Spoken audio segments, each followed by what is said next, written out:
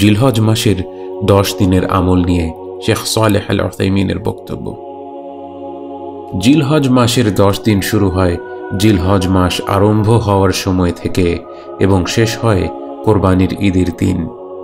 এই দিনগুলোতে করা আমল সম্পর্কে নবীজি সাল্লাল্লাহু আলাইহি ওয়াসাল্লাম বলেন, এমন আর কোনো দিন নেই যে দিনগুলোতে করা ভালো কাজ আল্লাহর কাছে এই 10 দিনে করা ভালো কাজের চেয়ে বেশি প্রিয়।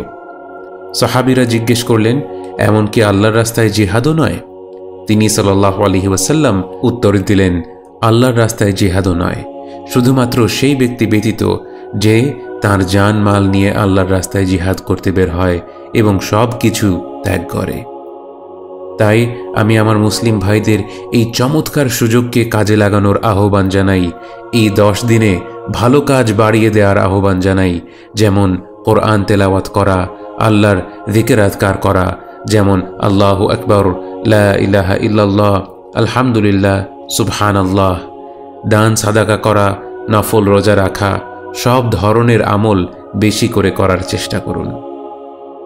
অবাক করা বিষয় হলো, এই জমানায় দেখা যায় মানুষ এই 10 দিন সম্পর্কে অনেকটাই বেখেয়াল। রমাদান মাসের শেষ 10 রাতে কি তারা আমল বাড়িয়ে দেয় না? অবশ্যই। অথচ জিলহজ মাসের 10 দিন এলে মানুষ যেন একে অন্য যে কোনো দিনের মতো ভাবতে শুরু করে।